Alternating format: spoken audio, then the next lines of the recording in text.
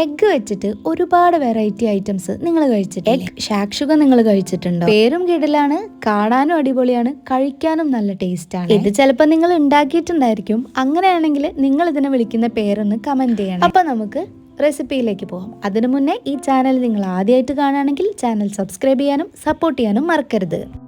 ഒരു പാൻ ചൂടാക്കി അതിലേക്ക് 2 ടേബിൾ സ്പൂൺ വെളിച്ചെണ്ണ ഒഴിച്ചു കൊടുക്കാം. വെളിച്ചെണ്ണ നന്നായി ചൂടായി വരുമ്പോൾ 5 വെളുത്തുള്ളി ചെറുതായി അരിഞ്ഞതും 3 പച്ചമുളക് ചെറുതായി അരിഞ്ഞതും കൂടെ ചേർത്തിട്ട് ഒന്ന് വഴറ്റിയെടുക്കാം.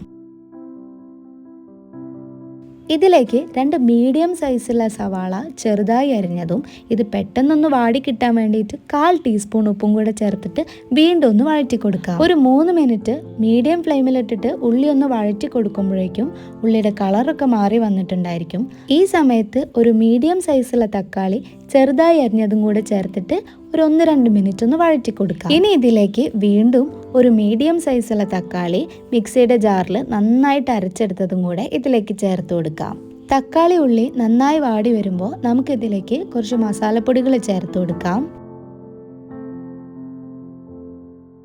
1/2 ടീസ്പൂൺ മുളക് പൊടി, 1/4 ടീസ്പൂൺ മഞ്ഞൾപ്പൊടി, 1/2 ടീസ്പൂൺ കുരുമുളക് പൊടി, 1/2 ടീസ്പൂൺ ഗരം മസാല, 1/2 ടീസ്പൂൺ ഉപ്പ്.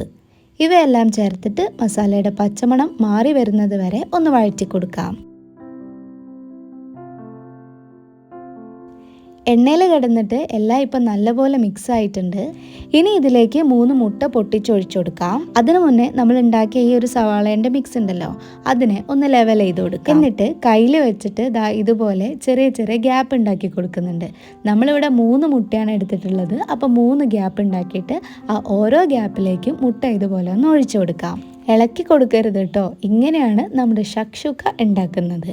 അപ്പോൾ എന്ത് ചെയ്യാം, ഇനി ഇതിനെ ഒന്ന് അടച്ചു വെക്കാം. ഒരു 5-6 മിനിറ്റ് ലോ ഫ്ലെയിമിലിട്ടിട്ട് ഒന്ന് അടച്ചു വെച്ച് വേവിച്ചാൽ നമ്മുടെ എഗ് ഷക്ഷുക ഇവിടെ റെഡി ആയിട്ടുണ്ട്. ഇനി ഇത് തുറന്നു കൊടുക്കാം. ഇതിൻ്റെ മുകളിലായിട്ട് കുറച്ച് മല്ലിയിലയും കൂടെ ഇട്ട് കൊടുത്താൽ സംഭവം റെഡി. ഇനി നമുക്ക് ഫ്ലെയിം ഓഫ് ചെയ്യാം. അങ്ങനെ നമ്മുടെ ഷക്ഷുക ഇവിടെ റെഡി ആയിട്ടുണ്ട്. ചപ്പാത്തിൻ്റെയും ബ്രെഡിൻ്റെ ഒക്കെ കൂടെ നല്ല കിടിലൻ കോമ്പിനേഷൻ ആണ്.